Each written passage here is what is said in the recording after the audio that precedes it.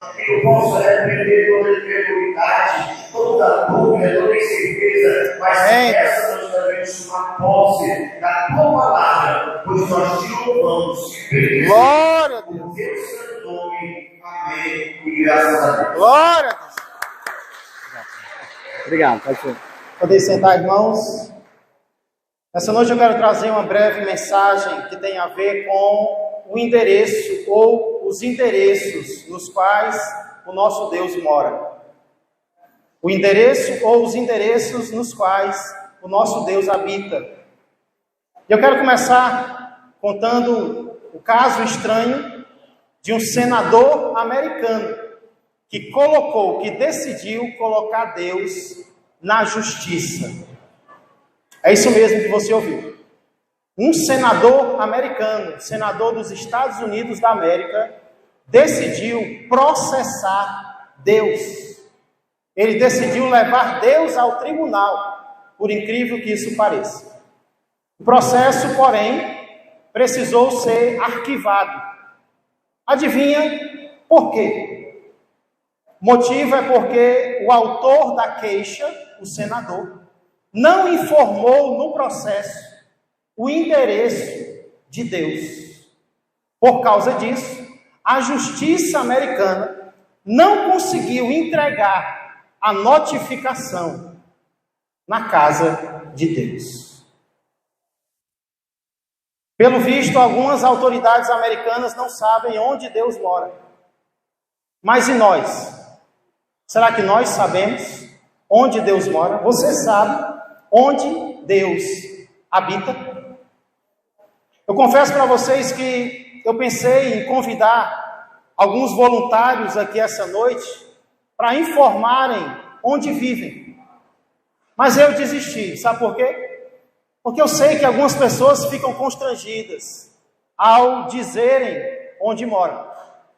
Não gosto, vai que alguém faz compra no meu nome, né? Usando o meu endereço. Porém, Deus é diferente. Deus faz questão de informar onde Ele mora. E onde é na Bíblia que Deus faz isso, pastor? Onde é na Bíblia que Deus informa o endereço dele? Por favor, abra o livro de Deus em Isaías, capítulo 57, verso de número 15. Livro do profeta Isaías, capítulo 57. Isaías, ele fica um pouco depois de Salmos. Salmos fica no meio da sua Bíblia, então você vai um pouquinho mais para frente e você vai acabar dando de cara aí com Isaías, capítulo de número 57, verso de número 15.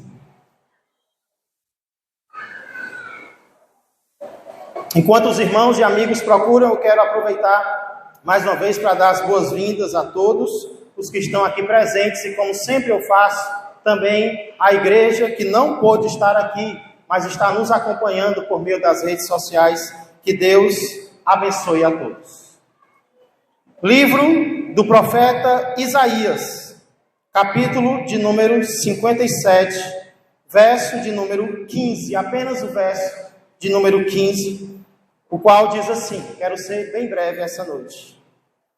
Porque assim diz o alto, o sublime, que habita a eternidade, o qual tem o nome de santo. Habito no alto e santo lugar, mas habito também com o contrito e abatido de espírito, para vivificar o espírito dos abatidos e vivificar o coração dos contritos. É um verso tão pequeno, mas tão lindo, que eu vou ler de novo.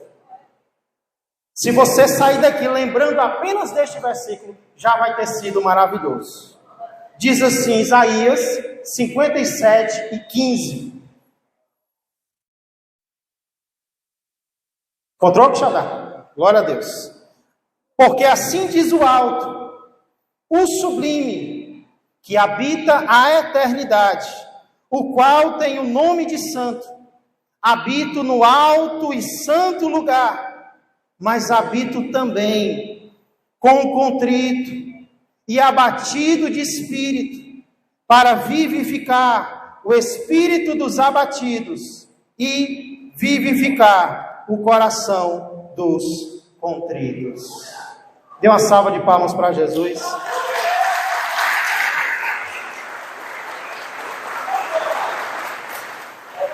Eu não sei se vocês sabem, mas a nossa lei brasileira, ela permite que uma pessoa possua mais de um domicílio residencial, mais de um domicílio oficial. É o que em direito civil é chamado de múltiplos domicílios. É quando alguém não tem apenas um endereço, mas vários. Eu conheço um pastor, por exemplo, que ele pastoreia 2 igrejas em cidades diferentes. Então ele passa uma parte da semana em uma cidade e a outra parte da semana ele mora em outra cidade. Ele tem então 2 domicílios, ele tem 2 endereços. Filhos de pais separados também têm essa opção de terem 2 endereços oficiais. E por que eu estou dizendo isso? Porque de acordo com este versículo que lemos, Deus não mora apenas em um lugar. O nosso Deus habita em vários lugares. E o primeiro lugar no qual Deus habita se encontra logo no início do versículo, o qual diz assim, Isaías 57:15. Primeiro endereço de Deus está no início do verso que diz: porque assim diz o alto, o sublime, que habita a eternidade. Qual é o primeiro endereço no qual o nosso Deus habita? Qual é? A eternidade. Deus habita a eternidade. Eu li esse versículo e achei interessante a maneira como Deus começa. Deus começa logo se apresentando. Antes de dizer onde Ele mora, Ele diz o que Ele é. E o que é que Deus é? Ele diz, porque assim diz o alto e o sublime. O alto e o sublime. Se nós voltássemos algumas páginas até o início de Isaías capítulo 6, nós iríamos ver que ali Isaías teve uma visão de Deus, na qual ele viu o trono de Deus. E você lembra quais eram as características do trono que Isaías viu? Ele diz, eu vi o Senhor assentado sobre um alto e sublime trono. Sabe por que o trono de Deus é alto e sublime? É porque aquele que nele se assenta é alto e sublime. Sabe por que as coisas de Deus são grandiosas e maravilhosas? É porque o Deus das coisas é grandioso e maravilhoso. Deus então faz questão de começar se apresentando. Eu sou o alto e o sublime.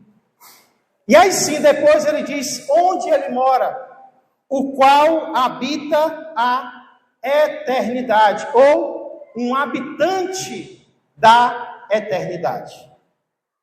Dentre as muitas características nas quais Deus é diferente de nós somos diferentes de Deus, é essa, é a eternidade de Deus. Deus é eterno, nós não. Nós não somos eternos, nós somos passageiros. Inclusive, eu creio que vocês lembram, lá das aulas da 5ª série, da 4ª série de inglês, qual é o verbo que um americano usa para dizer quantos anos ele tem? Você lembra? Famoso verbo to be. Não é isso? Lembrou agora? Ah, lembrei, pastor, 5ª série. Verbo to be. O brasileiro usa o verbo ter para falar da sua idade. Por exemplo, eu tenho 25 anos, pelo menos parece, né? Eu tenho 42 anos. Minha esposa tem 22 anos, né? Pelo menos parece. Minha esposa tem, não vou dizer a idade dela, porque a mulher não gosta. Nós brasileiros dizemos temos, nós usamos o verbo ter. O americano não. Ele usa o verbo estar. Ele não diz, eu tenho 42 anos. I have 42 years. Ele diz, I am 42 years. Ou seja, eu estou 42 anos. Olha a sabedoria do americano, né? Ele não diz eu tenho, porque nós não temos nada. Ele diz eu estou, no momento eu estou com 42 anos. Nós somos assim, nós estamos hoje e amanhã, só Deus sabe. Mas Deus é diferente. Deus não tem, Deus não está. Deus é. Deus é o que Ele sempre foi e o que Ele sempre será. Inclusive é o que diz lá no Salmo 90, verso de número 2. Antes que os montes nascessem e se formassem. E olha que os montes são antigos. Mas antes que os montes nascessem e se formassem, de eternidade a eternidade, Tu és Deus. Deus sempre foi Deus, e Deus sempre será Deus. Ele não está, Ele é. Inclusive foi exatamente assim que Ele se apresentou a Moisés, lembra? Quando Ele comissionou Moisés para libertar o seu povo do Egito, Moisés disse, mas eu não sei o nome do Senhor. Quando alguém perguntar como é que Ele se chama, eu não sei o que eu vou dizer. E Deus diz, Moisés, diz para eles, o eu sou te enviou. Diz para eles que eu sou o que eu sou. Deus é eterno. Deus mora em um lugar, por mais difícil que seja de entender, onde não existe passado, presente e futuro. Deus é diferente de mim e é diferente de você. E sabe o que é que eu aprendo com isso, igreja? Eu aprendo com isso que eu posso confiar nesse Deus. Porque às vezes nós ficamos preocupados. E se isso mudar na minha vida? E se eu perder isso?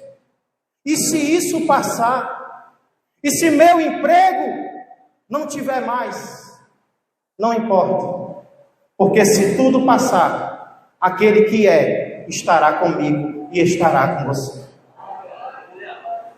Às vezes nós nos preocupamos, nós que somos pais, os avós. O que vai ser dos meus filhos quando eu morrer? O que vai ser dos meus netinhos quando eu partir?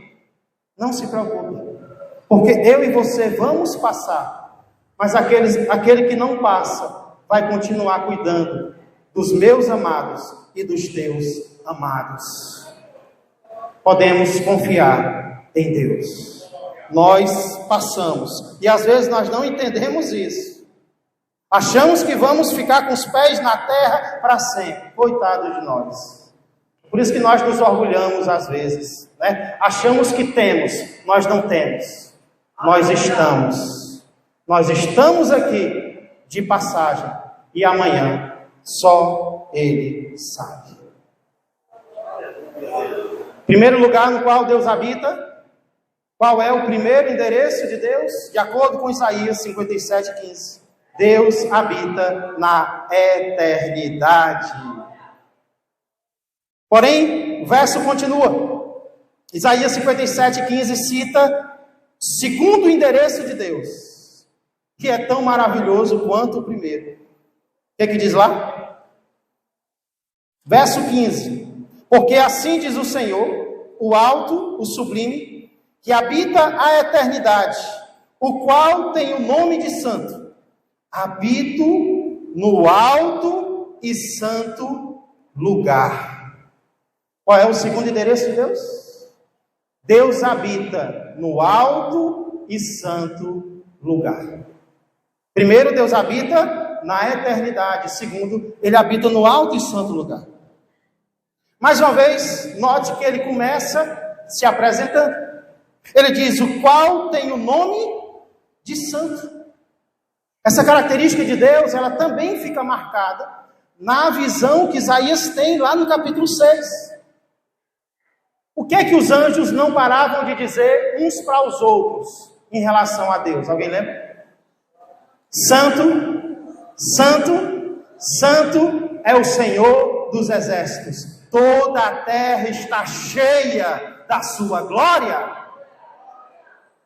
Deus é santo, separado do pecado. E porque Ele é santo, o lugar no qual Ele mora também tem que ser.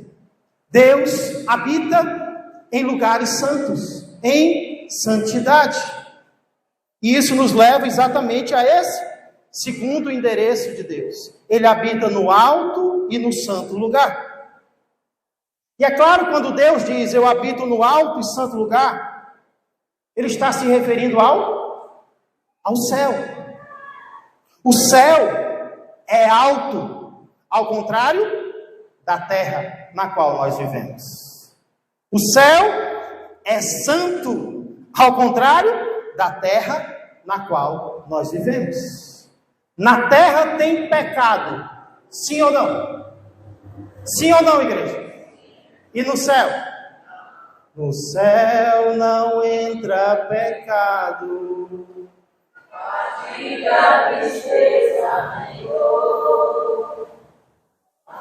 Tá bom, solta aí. Tá bom. No céu não entra pecado. A vontade que dá da gente adorar, né? O hino inteiro. No céu não entra pecado. Então, com certeza, um dos endereços de Deus é o céu. Inclusive, quando Jesus nos ensinou a orar, Ele nos ensinou a orar como? Pai nosso que está no céu. Irmãos, essa primeira parte de Isaías 57:15 mostra que Deus não é uma pessoa qualquer. Deus é uma pessoa que mora em um lugar inalcançável, em um lugar alto, em um lugar sublime, em um lugar santo, no qual eu e você não temos o direito de entrar. A eternidade não era para mim e para você. O céu não era para mim e para você, porque nós somos pecadores miseráveis. Mas felizmente, o versículo não termina aí. Felizmente, existe um terceiro endereço de Deus. E esse terceiro endereço de Deus vai na contramão dos dois primeiros. Qual é o terceiro endereço de Deus? Qual é o terceiro lugar no qual Deus habita? Eu vou ler o verso todo de novo. Porque assim diz, olha quem está falando aqui. Não é qualquer um. O alto, o sublime, que habita onde? A eternidade. Nós passamos, ele não. O qual tem o nome de santo. Os querubins não olhavam para ele, de tão santo que ele é. Habito no alto e santo lugar, mas o final do verso diz, mas habito também com o contrito e abatido de espírito, para vivificar o espírito dos abatidos e vivificar o coração dos contritos. Onde é que Deus habita? Com os contritos e abatidos de espírito. Interessante é que ele começa dizendo que é Deus que está falando aqui. Mas eu habito também. Deus não habita em só um lugar. Deus habita em vários lugares. E um dos lugares nos quais ele mora é com o contrito e com o abatido de espírito. O que essas duas palavras significam? Contrito e abatido de espírito. Elas são palavras irmãs, que significam, dão a ideia básica de alguém que está aflito e humilhado. Ou porque alguém o humilhou, ou porque ele mesmo se humilhou. ele se abateu, ele se contristou. E é interessante, irmãos, porque quando nós estamos abatidos, nós pensamos que nós estamos abatidos porque Deus nos abandonou, porque Deus está longe de nós. Quando na verdade o abatimento e a humilhação é a chave que abre a porta para o Rei dos Reis entrar na nossa vida. É quando nós nos humilhamos que Ele vem ao nosso encontro para morar conosco. São muitas as situações que nos levam a ficar contrito e abatido, não é verdade? Mas eu poderia citar duas. Problemas que nós enfrentamos. Aquela doença que não sara. Aquela porta que não se abre. Aquela pessoa que não muda. Aquele plano que não se concretiza. Nós buscamos a solução e a solução não vem. E tem uma hora que o espírito se abate. Tem hora que o desânimo chega, é ou não é? Mas não apenas os nossos problemas. Nós também ficamos contritos e abatidos, sabe pelo quê? Pelos nossos pecados. Achávamos que éramos fortes, que conseguíamos nos controlar, que conseguimos dizer não para a tentação, mas aí o diabo vem e nos dá uma rasteira. E quando o crente cai, como é que o crente se sente? O verdadeiro crente, como é que o crente se sente? O mundo se alegra com o pecado. O crente se entristece com o seu próprio pecado. Quando Jesus contou uma parábola sobre o publicano, ele disse que o fariseu entrava no templo se orgulhando, dizendo para Deus o quão bom ele era. Mas o publicano nem levantava os olhos para o céu, mas batia no peito e dizendo: ó Deus, tem misericórdia de mim, um pecador.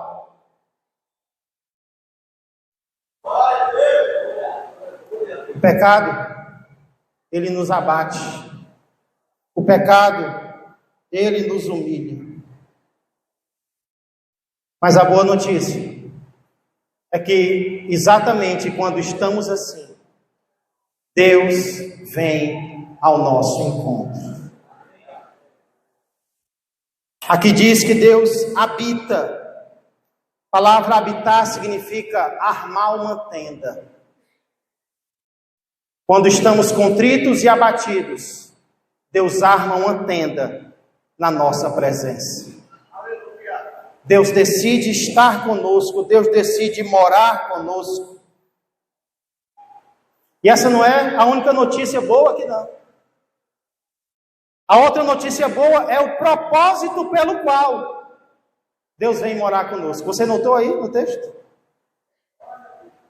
Para que é que Deus habita com o contrito e com o abatido? Ei, quem gosta de, no momento de dificuldade, ter alguém para te ouvir? Levanta a mão. No momento da dificuldade é tão bom ter alguém para escutar a gente, chorar, falar dos problemas. Deus é essa pessoa. Só que Deus vai além. Deus não apenas escuta o nosso problema, Deus resolve o nosso problema. Aqui diz que Ele vem morar com o contrito e com o abatido, para quê? Para vivificar o coração do contrito e vivificar o espírito dos abatidos. Ele vem para transformar a emoção, o espiritual de quem está assim. Ele vem para modificar o interior daquela pessoa. E quantas vezes Deus fez isso na minha vida, e quantas vezes eu creio que Deus fez isso na tua vida. Quando nós estávamos cabisbaixos, desanimados, o Senhor veio à nossa presença e transformou o nosso espírito. Já aconteceu com você? Talvez você está precisando que Ele faça isso hoje, não é? Pois saiba que Ele está aqui essa noite. E Ele quer fazer isso com você. Ele quer fazer isso comigo. Ele quer fazer isso com todos nós. Várias vezes na Bíblia nós vemos Deus fazendo exatamente isso, se acampando na presença de pessoas abatidas. Um dos casos que eu gosto mais é quando Deus faz isso com uma escrava. Deus aparece para um casal e faz uma promessa para esse casal: eu vou dar um filho para vocês. O casal é Abraão e Sara. Mas Abraão e Sara não têm paciência para aguardar a resposta de Deus. E aí Sara pensa em uma estratégia. Pega a sua escrava, Agar, e diz para Abraão: tem um filho através dela. É como se Agar fosse uma barriga de aluguel. O filho dela vai ser meu. Isso era algo muito comum naquela época. E assim acontece. Agar tem um filho. Abraão coloca o nome dele de Ismael. E por enquanto está tudo certo. O problema é que esse não era o plano de Deus. Esse era o plano de Abraão e principalmente de Sara. E porque não era o plano de Deus, quando o menino cresce, os problemas aparecem. E algo precisa acontecer. Agar precisa sair. Abraão fica triste, mas ele faz o que Deus ordena. Ele manda Agar embora. Agar pega o seu filho e sai, sem rumo. Quando chega no deserto, o menino tem sede. E Agar simplesmente coloca o menino em um canto e se afasta para não vê-lo morrer. Imagina uma mãe, sabendo que o seu filho vai morrer, sabendo que não tem mais solução para a situação dela. Ela se afasta para o menino morrer. Com certeza ela está abatida, ela está aflita. Mas diz a palavra de Deus que Deus escuta o choro do menino. Deus escuta o choro de uma criança. Deus vem até eles e Deus muda o espírito de Agar. Deus faz promessas para ele e diz: não se preocupe, Agar, eu vou cuidar deste menino. Ele vai se tornar grande, ele vai ser flecheiro e vai ter muita gente contra ele. Mas eu vou cuidar de Ismael. Várias vezes nós vemos isso na Bíblia, mas nada se compara ao que acontece no Novo Testamento. No Novo Testamento, Deus não visita mais pessoas aflitas. Deus mora com elas. João 1,14 diz: e o Verbo se fez carne e habitou entre nós, cheio de graça e de verdade. O próprio Deus deixou o céu, deixou a eternidade, deixou o alto e sublime lugar para estar comigo e para estar com você. Sabe para quê? Para nos levar para o lugar de onde Ele veio. Deus quer morar comigo. Deus quer morar com você. Você quer a presença de Deus essa noite? Curve a sua cabeça. Você quer a presença de Deus essa noite? Não estou perguntando se você quer a visita de Deus. Tem muita gente orando para Deus visitar. Mas Deus não quer visitar. Deus quer morar com. Deus quer habitar. Deus quer viver com. A questão é: será que nós queremos viver com Deus? Será que nós queremos ir para onde Ele está um dia? Será que nós queremos ser transformados ao ponto de morarmos eternamente com Deus?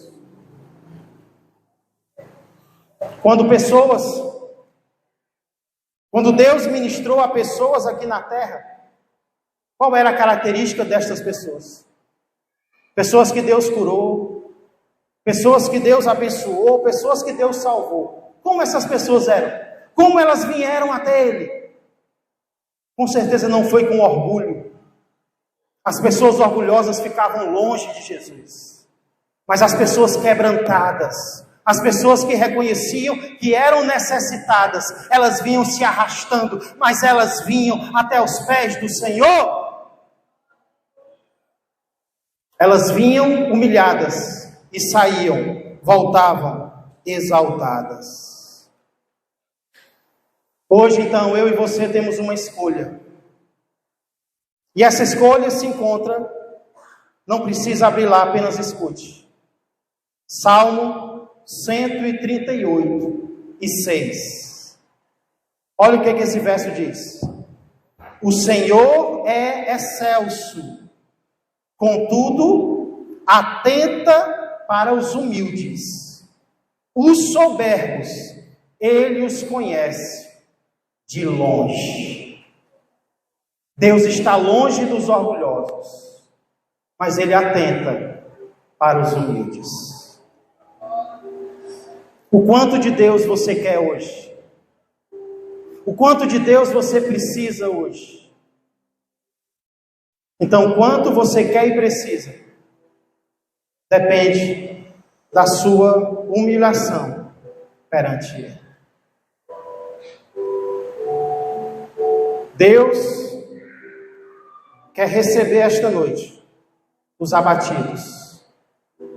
Deus quer receber esta noite os contritos.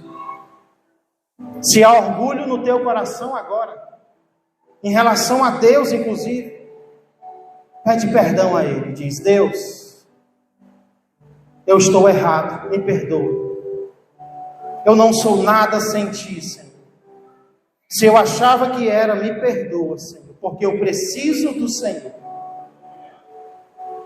Isso vale para você que ainda não havia entregue a vida a Jesus, mas hoje quer recebê-lo como seu Senhor e Salvador.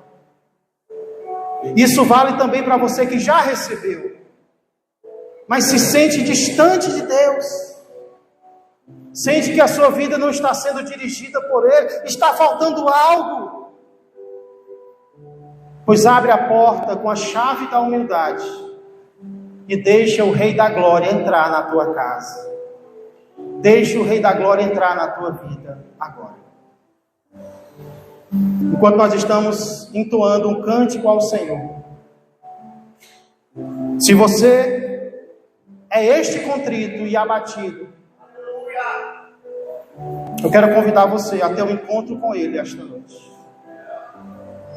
Se você quer se reconciliar com Ele, se você quer recebê-lo como Senhor e Salvador, ou apenas tomar uma decisão que você sabe que Ele está te mostrando para tomar, enquanto nós estamos adorando ao Senhor, quero convidar você a humildemente sair do seu lugar e vir se humilhar aos pés do Senhor. Ele quer habitar com você.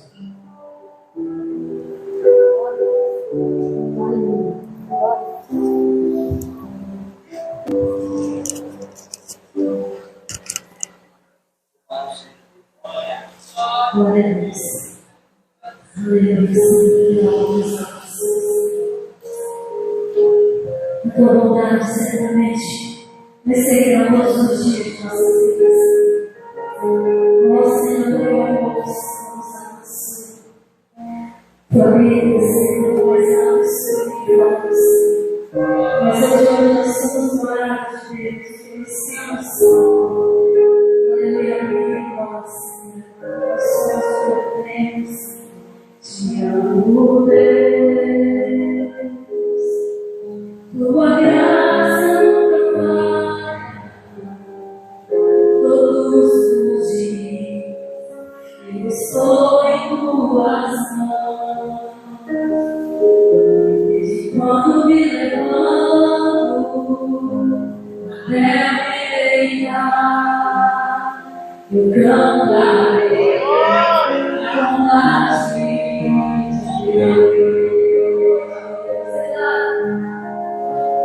Se eu morrer,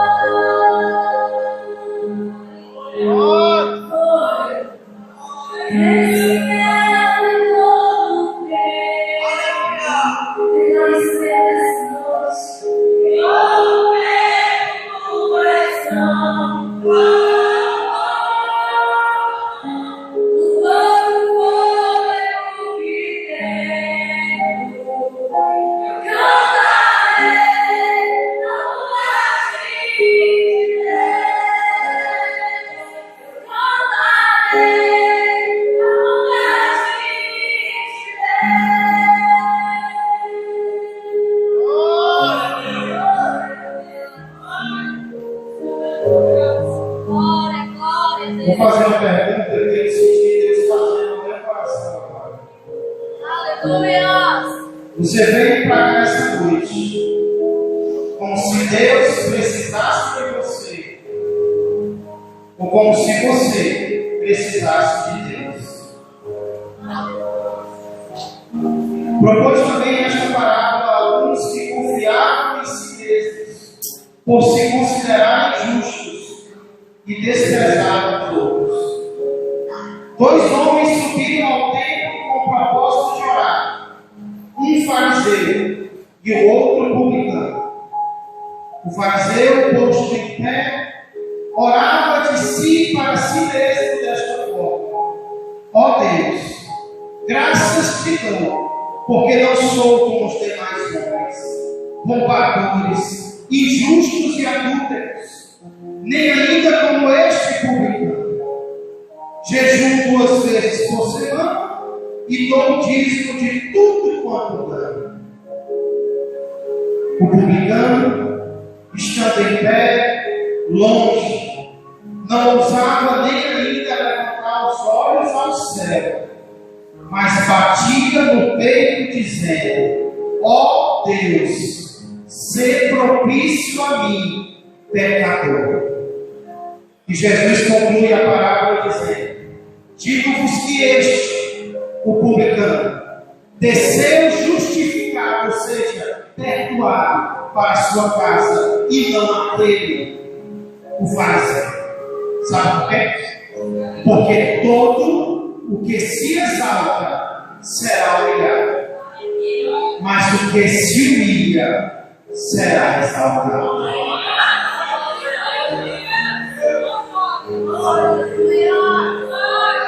Você vai sair daqui essa noite se exaltando para Deus te humilhar.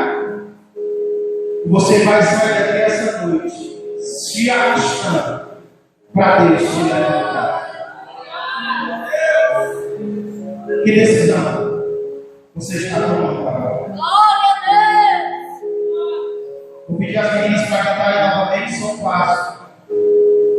Assim, enquanto estamos adorando o seu desejo, a sua decisão hoje é se humilhar novamente perante o Senhor.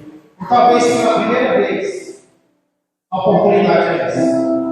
Só se Ele estiver falando ao seu coração. Se não precisa vir. Mas se você sente a necessidade de se humilhar perante o Senhor por alguma área da sua vida, não tenha vergonha de fazer, o Espírito Santo está falando ao teu coração.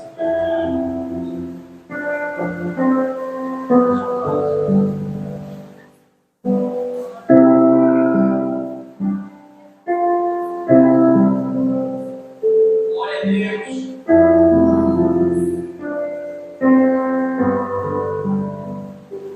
Pai nosso no céu,